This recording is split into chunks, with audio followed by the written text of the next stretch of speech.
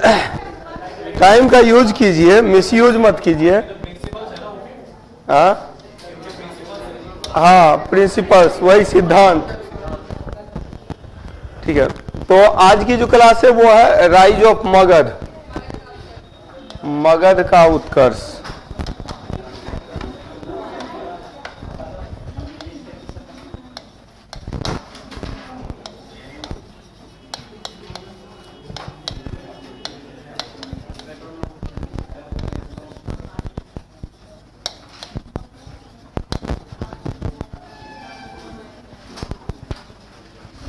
Rise of Magadh. तो मगध के उत्कर्ष को पढ़ने से पहले याद रखना होगा कि it is a development of 16 महाजनपदाज। 16 महाजनपद जो थे उसी का विस्तार है। इन 16 महाजनपदाज, 16 महाजनपद में 4 बिकेम पावरफुल, 4 शक्तिशाली हुए। अवंती, वत्स, कौशल और मगध। और इसमें राइज हुआ मगध का। ठीक है, तो we are studying history, ancient history of India. तो भारत का प्राचीन इतिहास पढ़ रहे हैं। और प्राचीन इतिहास में जैसा कि मैंने बताया था, एज आई टॉट, कि फॉर्मेशन ऑफ ए स्टेट, राज्य निर्माण की प्रक्रिया, कुल परिवार मिलकर के गांव बना, गांव 20 में बदला, 20 जन में, जन बिकेम जनपद एंड जनपद बिकेम महाजनपद। तो जनपद का महाजनपद में विस्तार हुआ, विकास हुआ। और 16 महाजनपद थे आउट ऑफ 16 महाजनपद। 16 महाजनपद में राइज ऑफ मगध, मगध का उत्कर्ष हुआ। और मगध के उत्कर्ष में 3 चीजों की भूमिका है। In the rise of Magadha there were 3 important factors, 3 महत्वपूर्ण कारण थे। फर्स्ट वन था तो ज्योग्राफिकल बैकग्राउंड, भौगोलिक पृष्ठभूमि थी। सेकेंड वन जो था वो डायनेस्टीज का रोल था, रोल ऑफ डायनेस्टीज, राजवंशों की भूमिका। और एक जो बहुत ही इंपॉर्टेंट फैक्टर था वो था सामाजिक खुलापन, सोशल ओपननेस, सामाजिक खुलापन। तो सामाजिक खुलापन का अर्थ क्या है कि आप देखेंगे कि क्षत्रियों का काम था शासन करना। क्षत्रियों का जो वर्क ऑफ, जो duties of varna was given in which book? Aitareya Brahmana. Aitareya ब्राह्मण में वर्ण के कर्तव्य दिए गए हैं कि हर वर्ण का कुछ कुछ रिस्पॉन्सिबिलिटी है, कर्तव्य है, ड्यूटी है। ब्राह्मण पढ़ेंगे, पढ़ाएंगे, क्षत्रिय शासन करेंगे, समाज की रक्षा करेंगे। वैश्य जो है वो एग्रीकल्चर और एनिमल हस्बेंड्री, कृषि और पशुपालन, ट्रेड एंड कॉमर्स, वाणिज्य व्यापार करेंगे। और शूद्र जो थे वो सर्व करेंगे, सभी को सेवा करेंगे सभी की।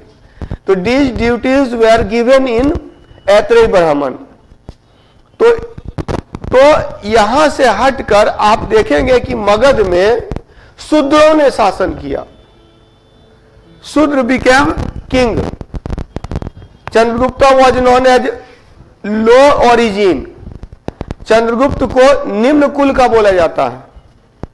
The term Brisal was used for Mauryan Empire, Mauryan dynasties, Maurya राजवंशों के लिए, स्पेशली चंद्रगुप्त मौर्य, मौर्यों के लिए ब्रिसल शब्द का प्रयोग किया गया। For Mauryan bristle term was used, निम्न कुल, लो ओरिजिन। तो निम्न कुल के भी व्यक्ति शासन कर रहे हैं और किसी प्रकार का विद्रोह नहीं हो रहा है। That is social openness, यही सामाजिक खुलापन है। And these are the factor which played important role in the rise of Magadh. तो मगध के उत्कर्ष में कई फैक्टर्स हैं जिसमें ये 3 प्रमुख हैं। तो लिखिएगा आफ्टर 500 BC, 500 ईसा पूर्व के बाद आफ्टर 500 BC 500 ईसा पूर्व के बाद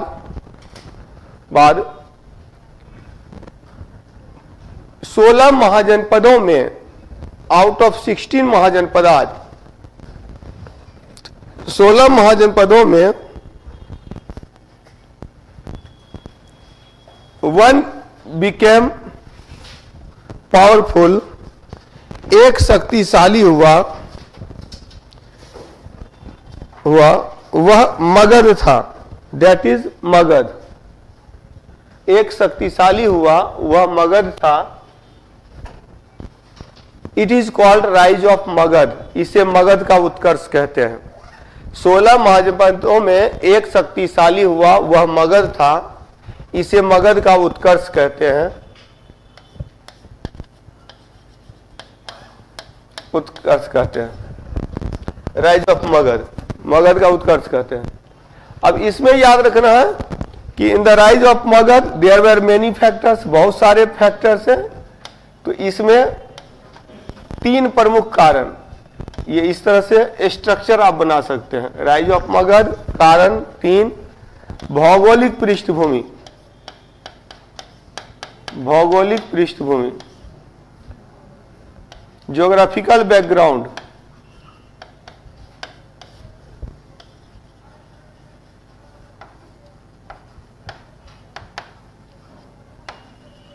ज्योग्राफिकल बैकग्राउंड, राजवंशों की भूमिका,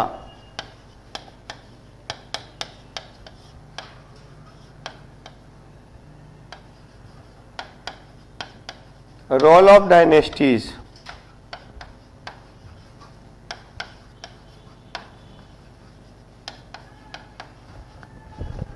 थर्ड वन सामाजिक खुलापन,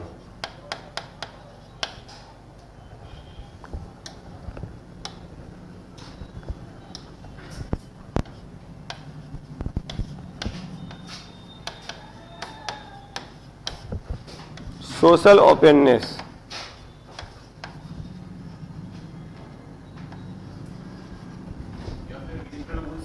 हाँ लिबरल, सोशल लिबरलिज्म भी बोल सकते हैं।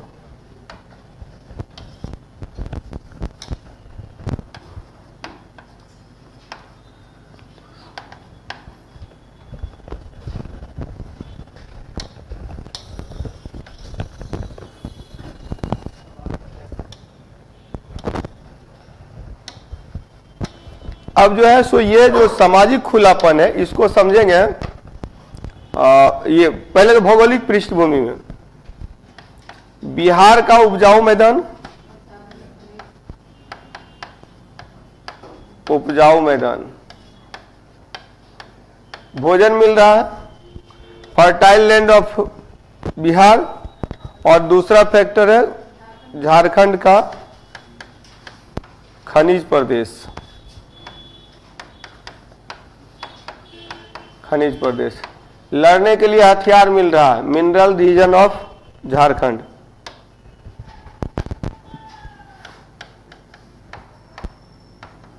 Fertile land of Bihar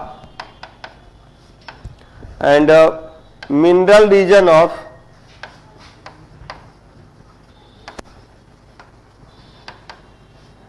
Jharkhand. खाने के लिए भोजन, लड़ने के लिए हथियार। राजवंशों की भूमिका जब हम लोग करेंगे तो बृहद्रथ वंश, हर्यक वंश, शिशुनाग वंश और नंद वंश, नंद वंश, Nanda dynasties, last Ghanananda, Brihadratha dynasty, Haryanka dynasty और नहीं, बृहद्रथ जो है ना ये पौराणिक है, हिस्टोरिकल नहीं है, हिस्टोरिकल है। स्टोरी में बृहद्रथ, जरासंध, रिपुंजय महाभारत कथा से संबंधित, ठीक है। इसके बाद हर्यक से हम लोग देखते हैं कि यहाँ से रियल जो किंगडम शुरू होता है वो हर्यक डायनेस्टी से। हिस्टोरिकल कहानियों में ये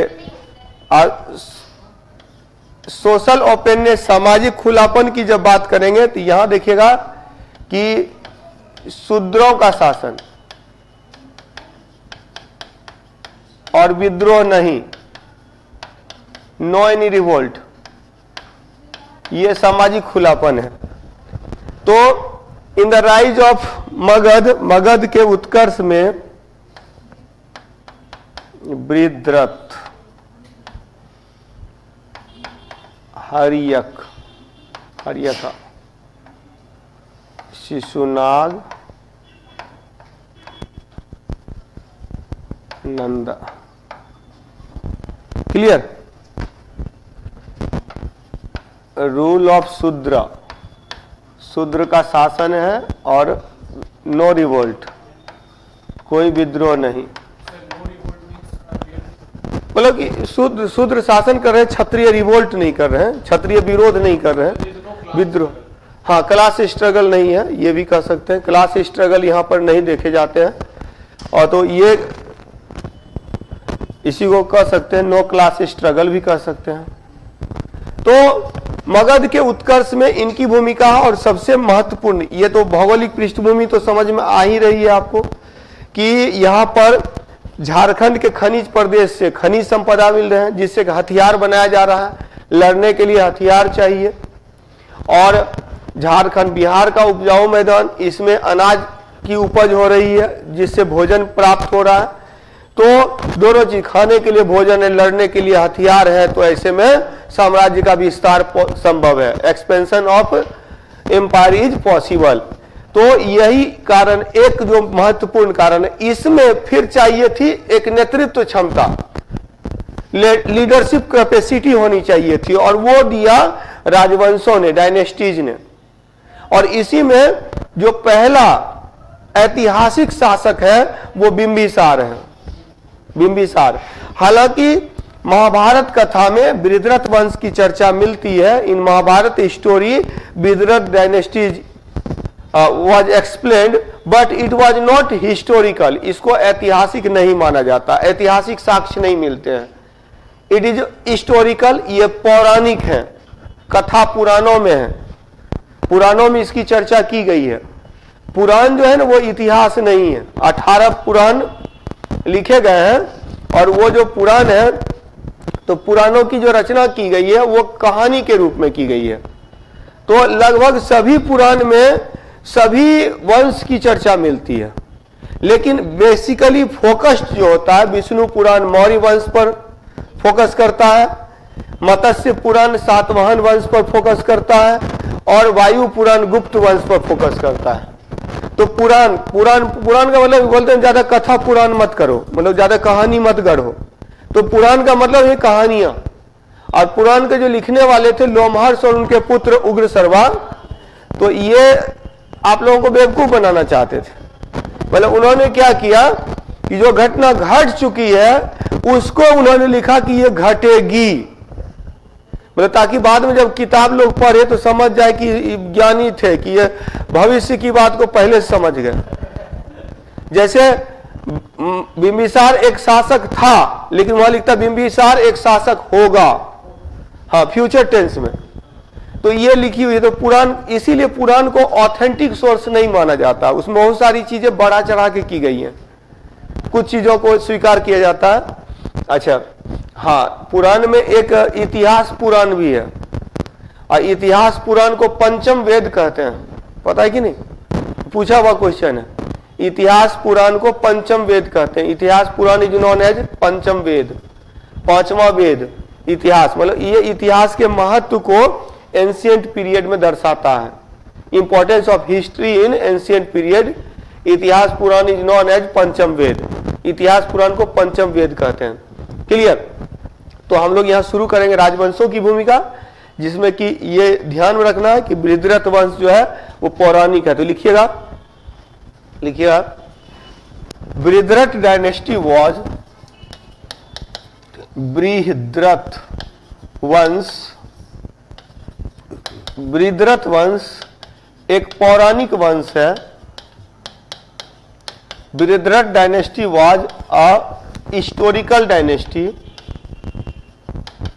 हिस्टोरिकल पौराणिक is a historical dynasty in which जिसमें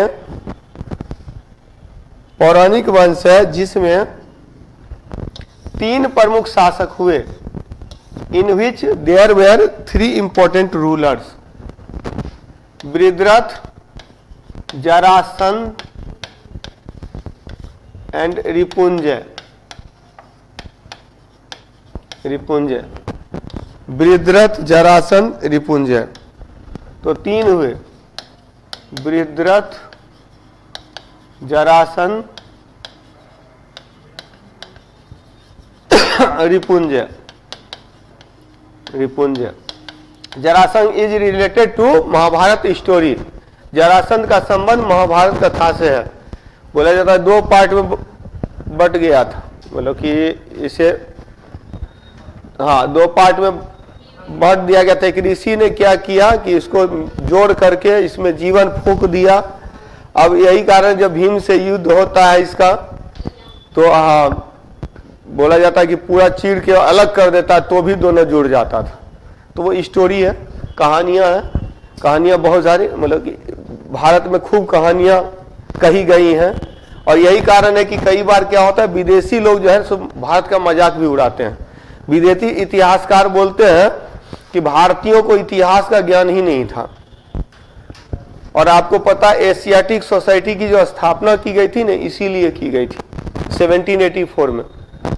एशियाटिक सोसाइटी के अंदर में जो पुरानी किताबें थी उसका अनुवाद किया गया और अनुवाद करके बताया गया कि भारत वाले इतिहास नहीं लिखते थे, कहानियां लिखते थे। मतलब उन्होंने बड़ा अच्छा, लोगों को अच्छा लगा कि भारतीय पुस्तकों का अनुवाद हो रहा है।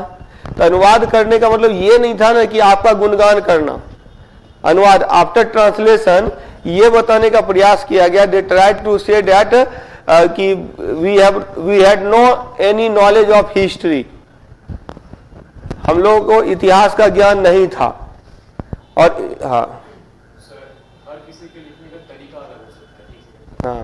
क्या पता इंडियंस के जो इस रीजन के जो लोग होंगे उनका लिखने का स्टाइल नहीं, स्टाइल तो ठीक है लेकिन सिस्टमैटिक ढंग से नहीं था ना। जैसे डेट वाइज, जैसे कि आप यूरोप वगैरह में देखिएगा इतिहास लिखा जाता तो डेट वाइज अरेंज किया जाता था, तो वो सिस्टमैटिक नहीं है। दूसरी बात है कि अब जब महाभारत जब लिखी गई, फर्स्ट टाइम जब लिखी गई, ओरिजिनल बुक जो है उसमें 8800 श्लोक हैं, 8800 श्लोक हैं। और वर्तमान में महाभारत का जो रूप है उसमें 1,00,000 श्लोक है।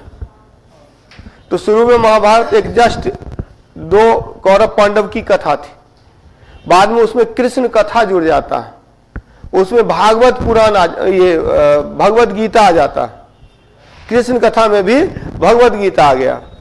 तो स्वाभाविक सी बात है बोलो कि उसमें कि थोड़ा सा एक्चुअली क्या है ना कि इतिहास, ये महाभारत और रामायण जो है वो बुक हिस्ट्री की बुक ही नहीं है और ना ही वो रिलीजियस बुक है। धर्म ग्रंथ भी उसको हम नहीं कह सकते। धर्म ग्रंथ इसीलिए नहीं कह सकते क्योंकि वो मॉरलिटी की बुक है, नैतिकता की बुक है, नीति शास्त्र आपको अच्छी शिक्षा दे रहा है कि अगर आप अच्छा कर्म करते हैं तो 5 भी पांडव हैं तो वो जीत जाता है, 100 कौरव हार जाते हैं। रामायण क्या कहता है, सबसे विद्वान कौन था? रावण। लेकिन उसने अधर्म का रास्ता अपनाया तो उसका विनाश हो गया। तो वही चीज है। तो ये सब मोरल साइंस की बुक है, नीति शास्त्र की बुक है। आपको अच्छा कर्म करने की प्रेरणा मिलती है, इंस्पिरेशन फॉर गुड वर्क। तो उसको उसी वे में देखना और उस वे में वो ज्यादा अच्छा है। ठीक है, तो आप देखेंगे कि ये 3 था, यानी कि first historical dynasty was Haryanka dynasty. तो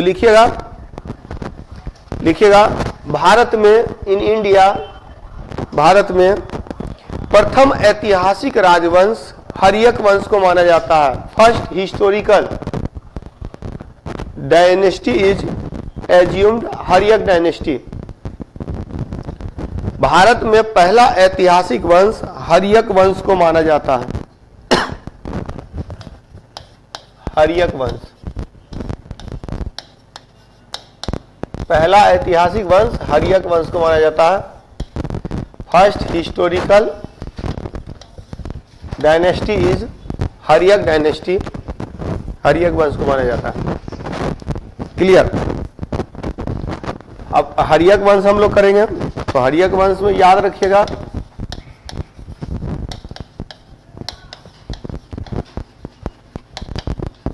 हर्यक डायनेस्टी में पहला जो शासक था, first ruler was Bimbisara.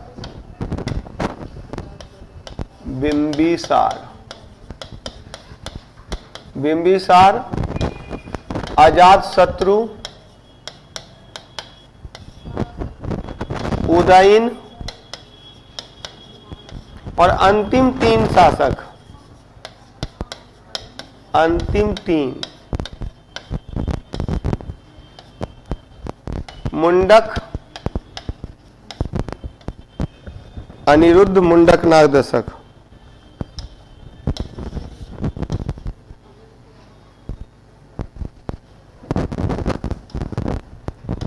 Anirudh,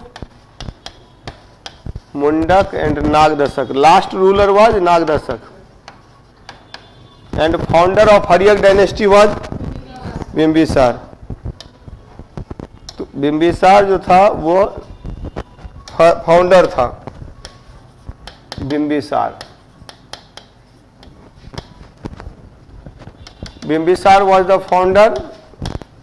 अजात शत्रु हाँ साम्राज्यवादी था, अजात शत्रु। और उदयन देखेंगे इतिहास में, प्राचीन काल में तीन शासक उदयन है।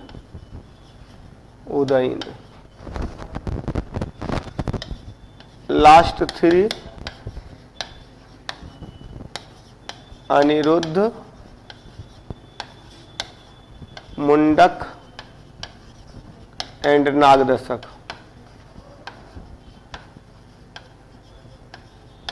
क्लियर। अब यहां पे याद रखेंगे कि Bimbisara is known as the founder of Magadha state. Magadha राज्य का संस्थापक बोला जाता है बिंबिसार को। And Haryanka dynasty is known as the founder of Magadha state. तो लिखिएगा ऐतिहासिक रूप में, हिस्टोरिकली, ऐतिहासिक रूप में, हिस्टोरिकली ऐतिहासिक रूप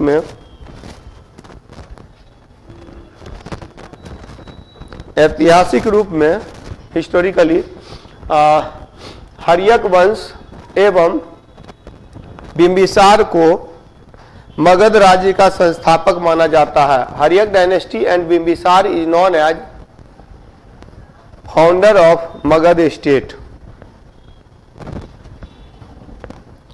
फाउंडर ऑफ मगध स्टेट। तो मगध राज्य का संस्थापक माना जाता है हर्यक वंश को और बिंबिसार को। क्लियर। बिंबिसार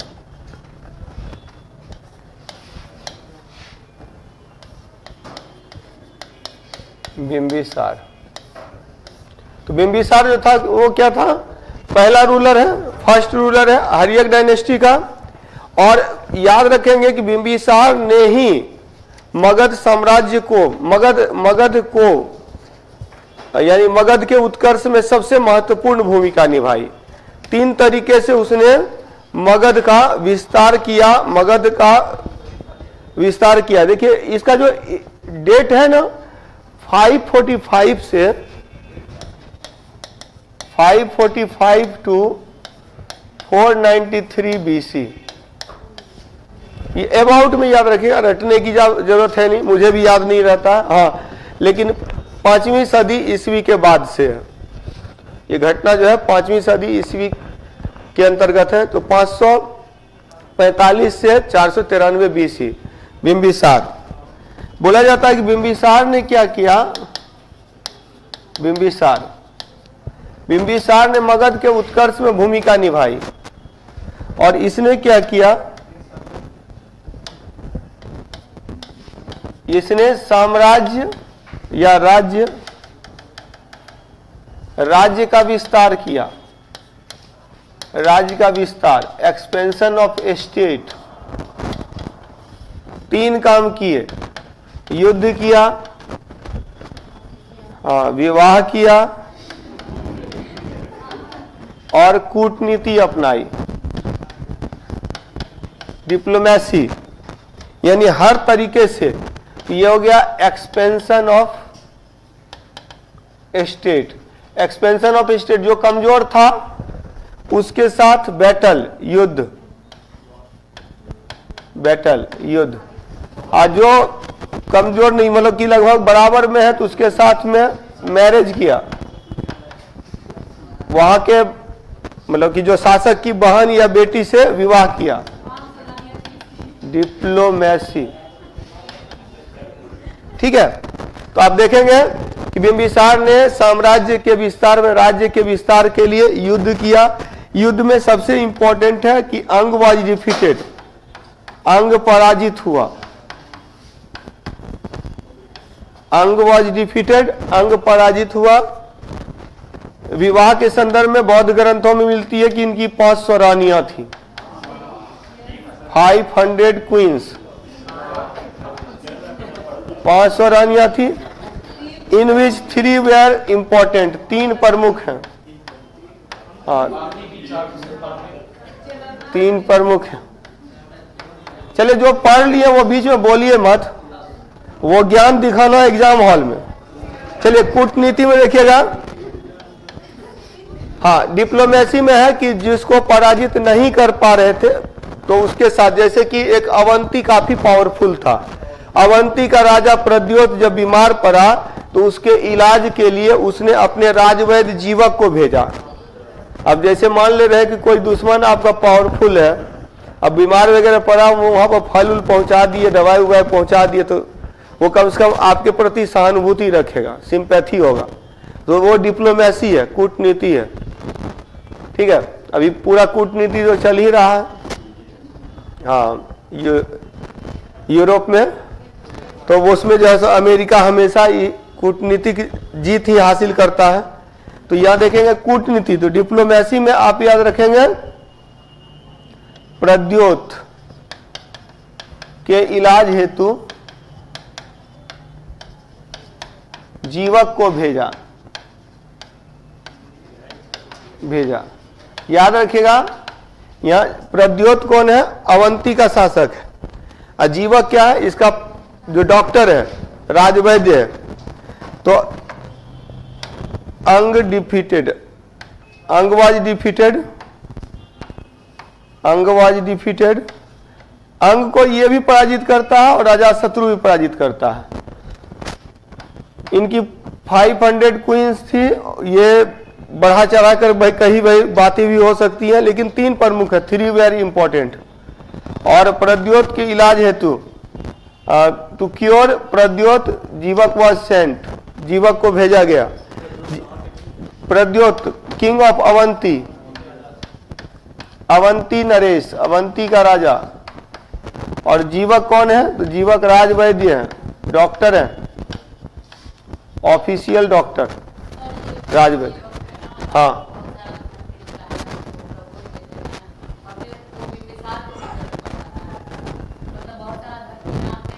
पता नहीं, कहानियां मैंने कम पढ़ी है, इतिहास ज्यादा पढ़ा है।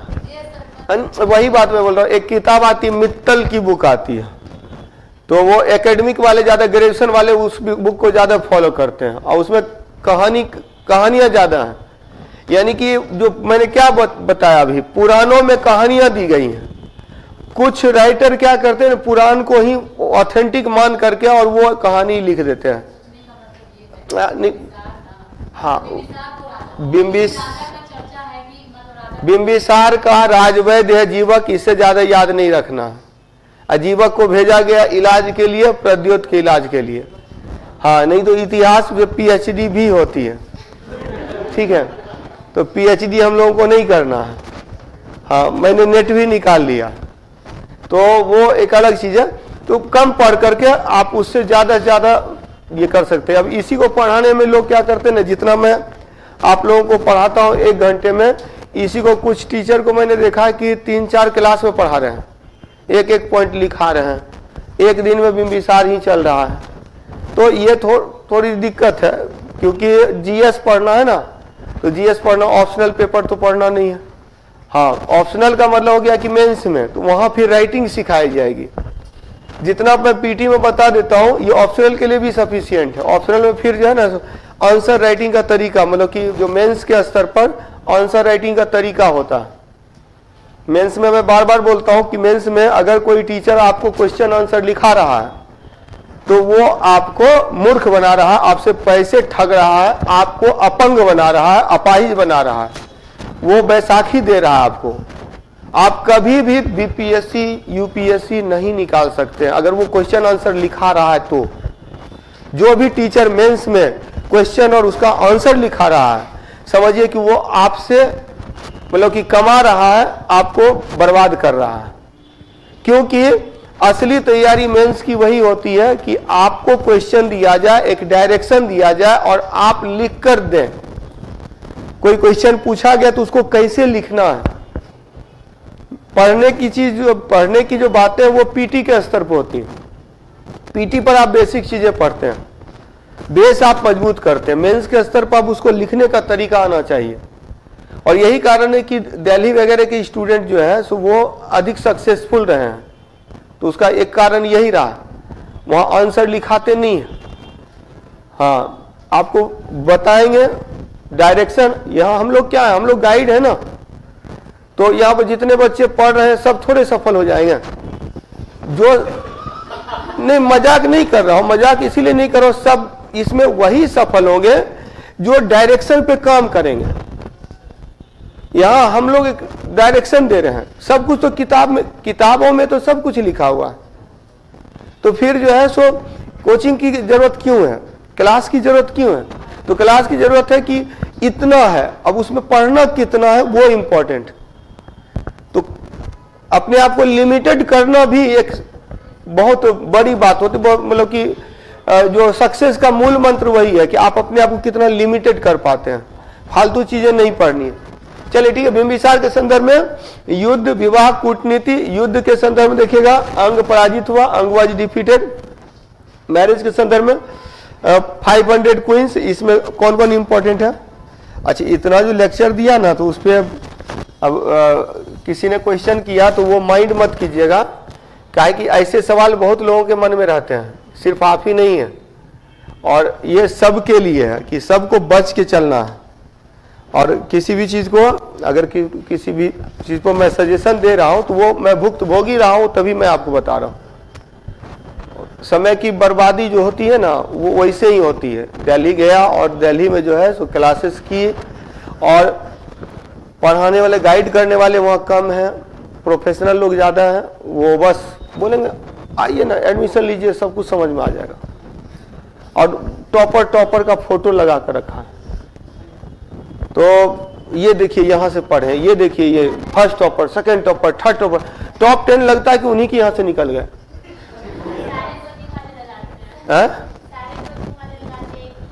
हाँ, एक ही टॉपर को नहीं, टॉपर केवल टॉपर नहीं ना, 1 2 3 4 10 तक सब देखिएगा वहीं से है। और सब जुड़ा हुआ रहता है। कहाँ पता है? इंटरव्यू के स्तर पर। मॉक दिया था, उनका रोल नंबर आ गया, सिग्नेचर आ गया, काम बन गया, तो वो डाल करके काम चला लिए। तो वही चीज है, यहाँ आपके पास सक्सेसफुल लोग आ रहे हैं जो पढ़ा रहे हैं, तो वो गाइड कर रहे हैं। अब है कि मेरे पढ़ाने से, हम लोगों के पढ़ाने से आपको सफलता नहीं मिलेगी। हम लोगों से आप जितना ले पाइएगा उससे सफलता मिलेगी। हम लोग जो दे रहे हैं उससे सफलता नहीं मिलेगी, आप जो ले रहे हैं उससे सफलता मिलेगी। तो वो क्वालिटी आप में होनी चाहिए कि आप चीजों को लें और जहां कहीं दिक्कत होती है उस पर काम करें। ठीक है, अब देखिएगा, तो विवाह में 3 विवाह प्रमुख है, प्रमुख रानियां हैं। एक है महाकोशला, चलना, क्षेमा। महाकोशला, चलना, क्षेमा। चलना, CHELLNA, चलना भी कहीं रहता है CHELANNA, कंफ्यूज मत कीजिएगा। वो नाम सब उतना इंपॉर्टेंट नहीं, मैं बार बार बोलता हूं कि प्रोनाउंसिएशन उतना इंपॉर्टेंट नहीं है। महाकोसला, चलन्ना और क्षेमा। देखिए महाकोसला जो थी कौशल नरेश प्रसेनजीत की बहन थी। जब महाकोसला से विवाह हुआ था तो काशी दहेज में मिला था। काशी गॉट एज डॉरी, कौन? Bimbisara got Kashi from Kosala king Prasenajit. Prasenajit sister of Prasenajit Mahakosala. Mahakosala Prasenajit की बहन थी। लिख लिया, बना लिया ना। देखिए सारा पॉइंट बिंबिसार का इसी स्ट्रक्चर से क्लियर हो जाएगा। Time period of Bimbisara 545 to 493 BC और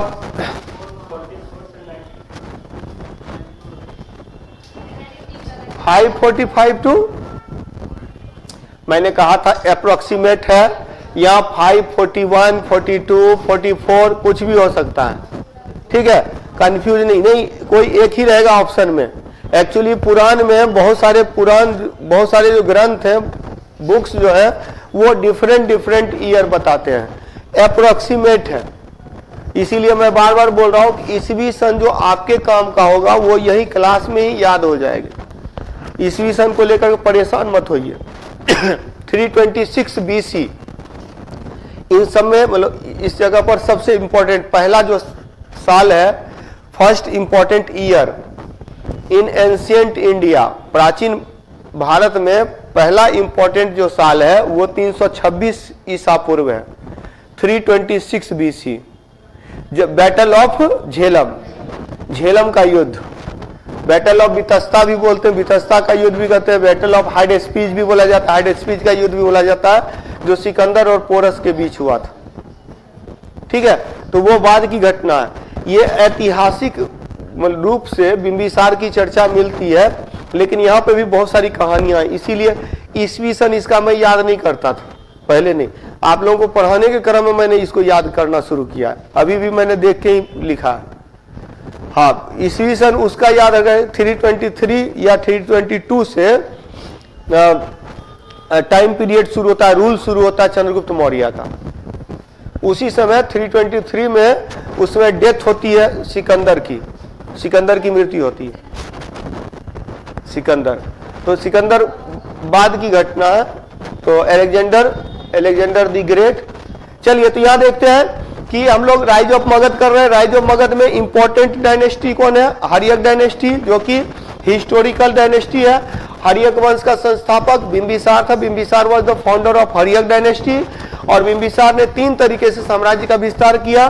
बैटल, तो अब लिखिएगा, पॉइंट लिखिएगा, in the battle of with अंग, अंग के साथ युद्ध में, विथ द बैटल ऑफ अंग, अंग के साथ युद्ध में ब्रह्मदत्त वॉज डिफीटेड,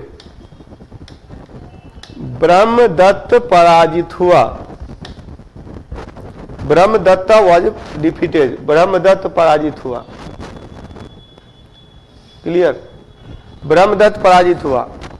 ब्रह्मदत्त कहां का शासक था? अंग का शासक। ये लिखाया भी था मैंने 16 महाजनपद में। तो ब्रह्मदत्त पराजित हुआ, अंग का शासक ब्रह्मदत्त पराजित हुआ। तो Brahmadatta was defeated by Bimbisara. और अंग का गवर्नर अजातशत्रु को बनाया गया। नेक्स्ट पॉइंट लिखिएगा, मतलब रूलर वहां का रहा कौन? ब्रह्मदत्त ही। ब्रह्मदत्त को हरा करके, after defeating Brahmadatta, Brahmadatta was made again king, उसको फिर से राजा बनाया गया। बट वहां का जो राज्यपाल है, गवर्नर जो बना दिया गया, वो अजातशत्रु को बना दिया जाए। Ajatashatru became the governor of Anga. Rule was continued, मतलब of Brahmadatta under the Bimbisara. Bimbisara के अधीन रहकर ब्रह्मदत्त शासन करता रहा, लेकिन अंग का गवर्नर बनाया गया अजातशत्रु को। तो नेक्स्ट पॉइंट लिखिएगा, अंग का गवर्नर अजातशत्रु को बनाया गया। अंग का गवर्नर अजातशत्रु को बनाया गया। अजातशत्रु, हाँ हाँ हाँ हाँ, किंगडम जो था वो अंडर हो गया। पहले फ्री था, अब इंडिपेंडेंट था, अब अंडर हर्यक हो गया। क्लियर? नेक्स्ट पॉइंट लिखिए महाकोसला कौशल नरेश प्रसेनजीत की बहन थी। Mahakosala was Brahmadatta was defeated. अच्छा, Ajatashatru became the governor of अंग। अजातशत्रु अंग का गवर्नर बना। ठीक है, नेक्स्ट लिखिएगा महाकोसला कौशल नरेश प्रसेनजीत की बहन थी।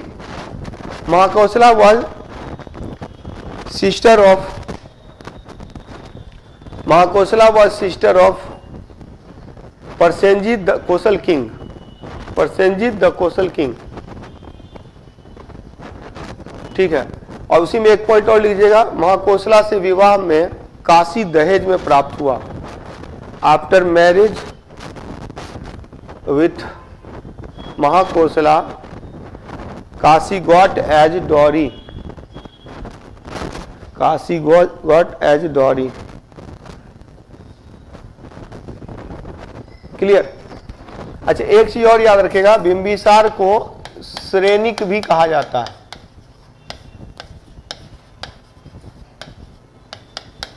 श्रेणिक क्या कहेंगे, श्रोणिक रहता है, श्रेणिक श्रोणिक। बिंबिसार टाइटल ऑफ बिंबिसार नहीं, हाँ उपनाम कह सकते हैं, सब नेम तो Bimbisara is also known as Shrenik. Bimbisara को श्रेणिक के रूप में भी जाना जाता है। क्लियर। चेलन्ना के बारे में याद रखिएगा, Chellana was the daughter of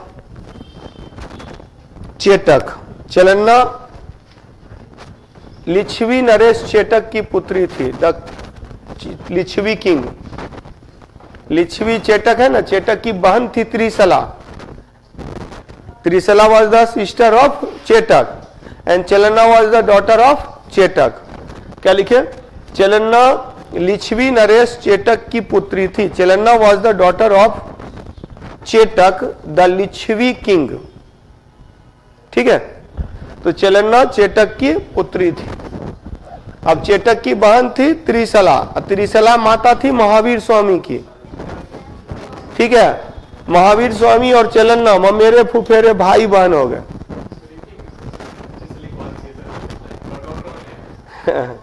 चेलन्ना was the daughter of Chetaka the Lichchhavi king. Lichchhavi नरेश चेटक की पुत्री थी चेलन्ना। एक बार यूपीएससी में ये क्वेश्चन कंफ्यूज किया था। क्या लिख दिया था ना कि प्रसेनजीत की पुत्री महाकोसला थी और चेटक की बहन चेलन्ना थी। उपरोक्त कथन में कौन सा सही है, केवल एक, केवल दो, दोनों में से कोई नहीं? तो वहां पर दोनों में से कोई नहीं था, दोनों गलत। मतलब बहन को बेटी बना दिया, बेटी को बहन बना दिया।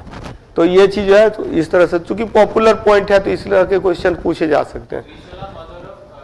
वो तो वहां लिखा दिया था, महावीर स्वामी में लिखाया था। महावीर गॉड महावीर की माता का नाम क्या था, त्रिशला। त्रिशला बहन थी किसकी, चेटक की। चेटक की बहन है, उनकी माता चेटक की बहन है और ये चेटक की पुत्री है। तो इस तरह से दोनों भाई बहन हुए ना, महावीर स्वामी और चेलन्ना। और चूंकि इनसे विवाह हुआ बिंबिसार का, तो बिंबिसार बहनोई हो गए। हाँ, महावीर के बहनोई हो गए। तो ये याद रखिएगा, ब्रदर इन लॉ हो गए। तो यहां पर चेलन्ना, चेलन्ना हो गया। क्या लिखे, उसको लिखेगा क्षेमा। क्षेमा लिखेगा मद्र देश की राजकुमारी थी। Kshema was the king of princess of Madra country. Madra country today's Punjab reason.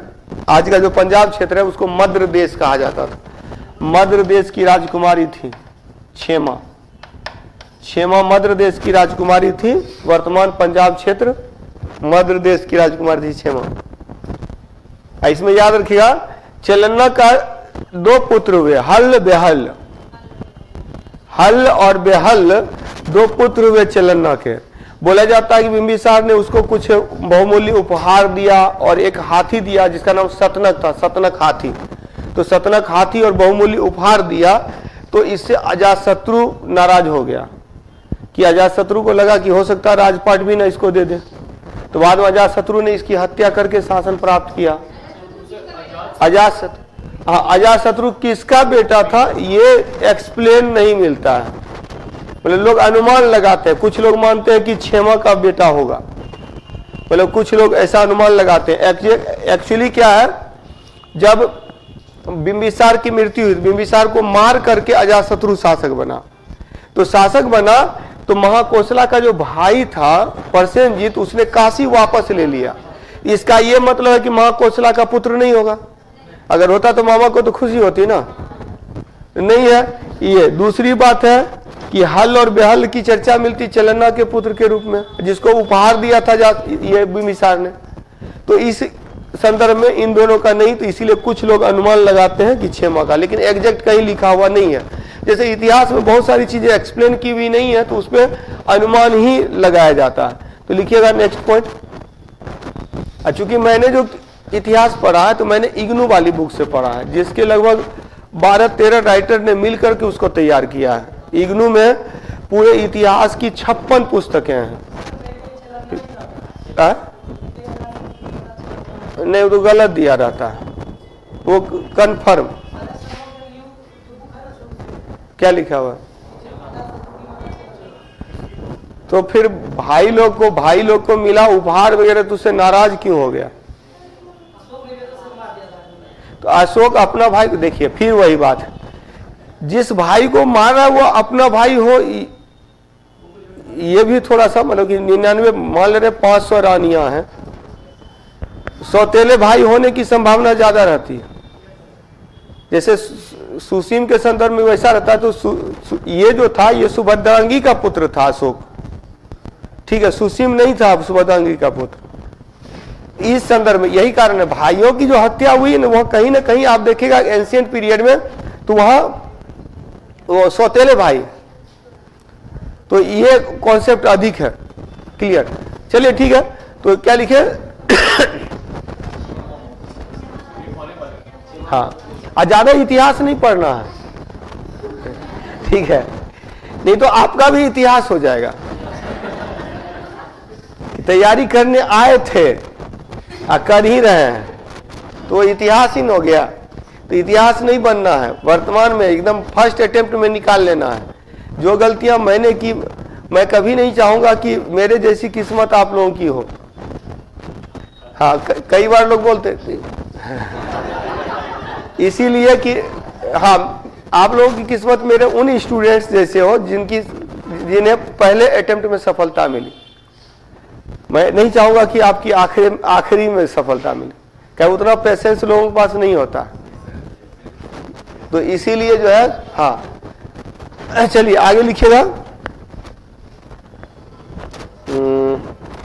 हाँ, जब असफलता मिले ना तब मुझे याद कर लिया कीजिएगा। जब असफलता हासिल हो तब मुझे याद कर लीजिएगा कि अगर मैं असफलताओं से घबरा जाता तो आज जो है पदाधिकारी नहीं होता। ये भी चीजें, चलिए लिखिए। तो चलना हो गया, क्षेमा हो गया। अब नेक्स्ट लिखिएगा, ये तो क्लियर है कि लिखिएगा अवंती नरेश प्रद्योत पीलिया रोग से ग्रसित हुए। Avanti Naresh Pradyot, Avanti king Pradyot was suffering from jaundice, पीलिया रोग से ग्रसित हुए। पीलिया,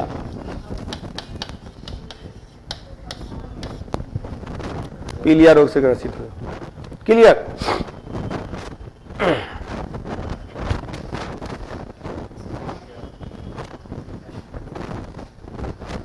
हो गया। और वही उसी के इलाज के लिए जीवा को भेजा गया था, जीवा को भेजा गया था। आगे लिखिएगा अब अजातशत्रु। अजातशत्रु को कुणिक भी बोला जाता है, कुणिक, उसको श्रेणिक बोला जाता है, इसको कुणिक बोला जाता है।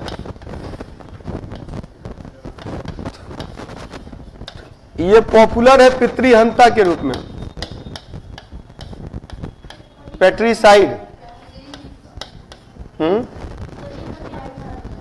कुणिक का अर्थ, अब चलिए, पितृहंता, दूसरा है युद्ध, और तीसरा है बौद्ध। वो तो मुझे भी नहीं पता, बौद्ध धर्म।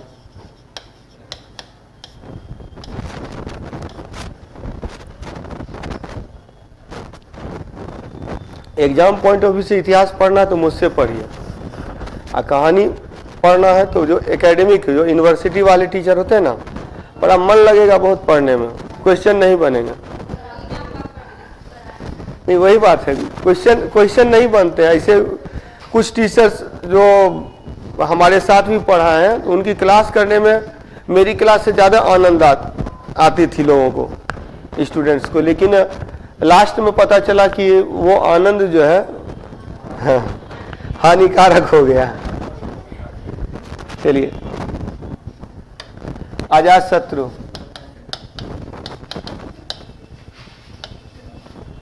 अजातशत्रु पैट्रिसाइड बोलते हैं, पिता को मारने वाला। हाँ, पूरे एक्चुअली क्या है ना कि जो टर्म क्लियरली है वो है अजातशत्रु के लिए कि अजातशत्रु ने बिंबिसार की हत्या की, लेकिन ऐसा अनुमान लगाया जाता है कि अजातशत्रु को मार के उदयन शासक बना, और वैसे ही जो बिंबिसार था वो भी अपने पिता बोधिस की हत्या करके शासक बना था। तो इसके कारण से पूरे हर्यक जो डायनेस्टी है उसको पितृहंता बोला जाता है। और युद्ध, इसका बैटल सबसे इंपॉर्टेंट है क्योंकि इसको ज्यादा बैटल लड़ने पड़े हैं। और एट लास्ट इसने क्या क्या बुद्धिज्म को अपना लिया। बुद्धिज्म, तो बुद्धिज्म में है कि चतुर्थ बौद्ध संगीति, ये प्रथम बौद्ध संगीति का आयोजन इसने करवाया था। बैटल में 3 बैटल आप लोगों के लिए इंपॉर्टेंट है। एक कौशल, दूसरा है मतलब एक अंग कीजिए, सबसे पहले तो अंग, कौशल एंड वज्जी।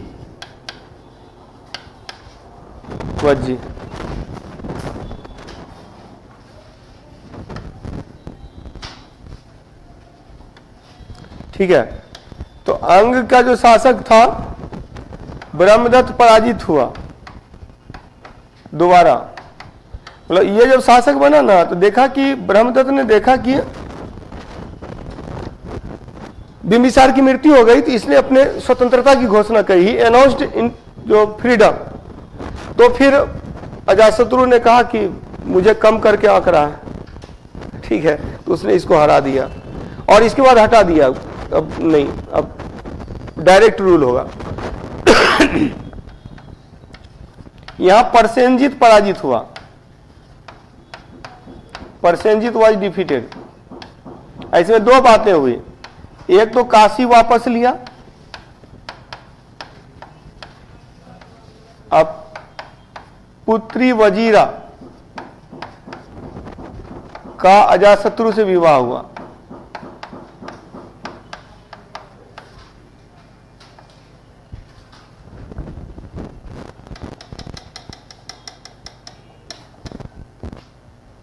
पुत्री वजीरा से विवाह, यानी परसेनजीत पराजित हुआ तो परसेनजीत की पुत्री वजीरा से अजातशत्रु का विवाह हुआ और काशी वापस ले लिया। यानी कि जो मैंने बताया था कि काशी ले लिया गया था, परसेनजीत ने काशी पर अधिकार कर लिया बिंबिसार के मरने के बाद, तो इसने वापस लिया। और वज्जी के बारे में याद रखेगा, इसको जीतने में कठिनाई हुई। Vajji was the union of 8 Republic, 8 गणराज्यों का संघ था वज्जी, इसीलिए वज्जी को जीतने में इसे कठिनाई हुई थी। वज्जी को जीतने में कठिनाई हुई, क्लियर? वज्जी को जीतने में कठिनाई हुई, और वज्जी को जीतने में कठिनाई हुई, तो यहां आप याद रखेंगे तो problem in victory of Vajji, clear? तो प्रॉब्लम इन विक्ट्री, वज्जी को जीतने में कठिनाई हुई, तो एक पॉइंट लिख दीजिएगा। Vajji was the union of 8 Republic, Vajji 8 गणराज्यों का संघ था, उसे पराजित करने के लिए, टू डिफीट वज्जी, वज्जी को पराजित करने के लिए, वो तो पहले भी लिखे हुए हैं, वो छोड़ भी सकते हैं। वज्जी को पराजित करने के लिए बुद्ध से परामर्श लेना पड़ा, got advice from Buddha, Buddha से परामर्श लेना पड़ा। बुद्ध से परामर्श लेना पड़ा। नंबर 1 है बुद्ध से परामर्श लेना पड़ा, ठीक है। नंबर 2 मंत्री वर्षकार और सुनिधि ने मंत्री वर्षकार और सुनिध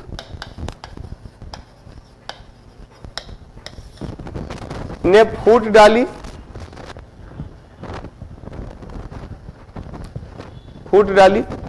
मतलब मिनिस्टर वर्षकार एंड सुनिध, वर्षकार और सुनिध ने क्या किया, फूट डाला, मतलब डिवाइड किया,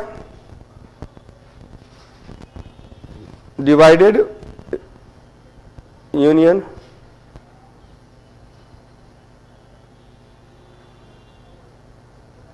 क्लियर। और तीसरी बात कि 2 नए उपकरणों का प्रयोग किया, 2 new war instruments were used, 2 नए युद्ध उपकरणों का प्रयोग किया, रथमुसल और महाशिलाकंटक।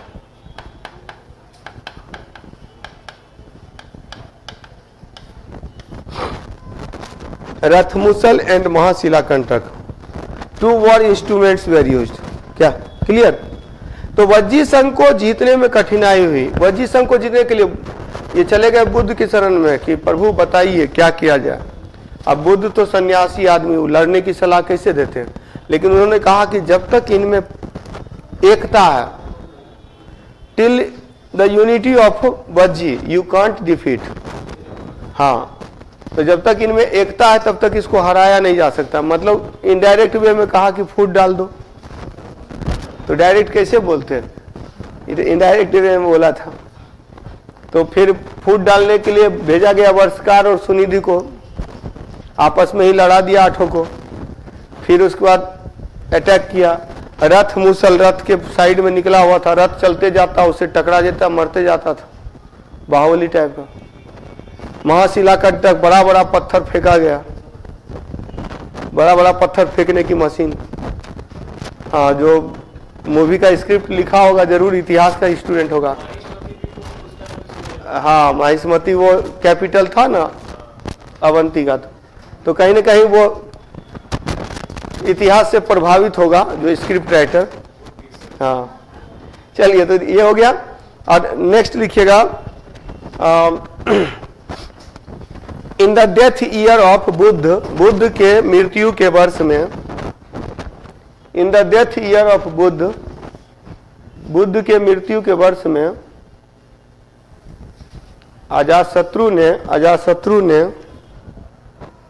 अजातशत्रु ऑर्गेनाइज्ड फर्स्ट बौद्ध काउंसिल। अजातशत्रु ने प्रथम बौद्ध संगीति का आयोजन करवाया। अजातशत्रु ने प्रथम बौद्ध संगीति का आयोजन करवाया। फर्स्ट बौद्ध काउंसिल वाज ऑर्गेनाइज्ड। अजातशत्रु ने प्रथम बौद्ध संगीति का आयोजन करवाया। क्लियर। पहला बौद्ध संगीति का आयोजन करवाया था, प्रथम बौद्ध संगीति का आयोजन करवाया था अजातशत्रु ने, जो बुद्ध की मृत्यु के वर्ष में, जिस साल बुद्ध की मृत्यु हुई 483 BC, 483 ईसा पूर्व में। देयर वर 4 बौद्ध काउंसिल, 4 बौद्ध काउंसिल थे, जिसमें कि प्रथम बौद्ध संगीति जो थी, प्रथम बौद्ध काउंसिल जो थी वो अजातशत्रु के समय में, इसके अध्यक्ष बने थे महाकाश्यप। ये ऑर्गेनाइज कहां पर हुआ था? प्रथम बौद्ध संगीति, फर्स्ट बौद्ध काउंसिल। ईयर कौन सा है? वर्ष 483 BC। आयोजनकर्ता कौन है? ऑर्गेनाइजर कौन है? आयोजनकर्ता है अजातशत्रु। प्रेसिडेंट कौन है? अध्यक्ष कौन है? अध्यक्ष कौन है? महाकाश्यप। एक्चुअली ये पाली में लिखा जाता है, कश्यप नहीं होता है, पाली में जो है ना कश्यप होता है। पाली भाषा में सिया जैसे पिया, ये इसके जगह पर प हो जाएगा, स हो जाएगा। स में भी सिर्फ मूर्धन स यूज होता है, तालव्य स दंत स, मूर्धन स यूज नहीं होता, सिर्फ दंत स यूज होता है, मूर्धन स तालव्य स यूज नहीं होता है। तो ये पाली भाषा में, जैसे पाली भाषा में जो है ना रेप भी नहीं होता है, कर्म भी नहीं होता है, कम होता है, धर्म नहीं होता है, धम्म होता है, ये पाली भाषा में। ठीक है, पुण्य नहीं होता, पुण्य होता है। तो वो जो है सो ये देख के लगता है बट जीव था तो वो ट्विस्ट नहीं हो पाता। हाँ महाकाश्यप। और उसके बाद स्थान कौन सा है? गिरिब्रज, राजगिरी। और इसके अलावा देखेंगे प्रथम बौद्ध संगीति में सुत्त पीटक और विनय पीटक का पाठ किया गया।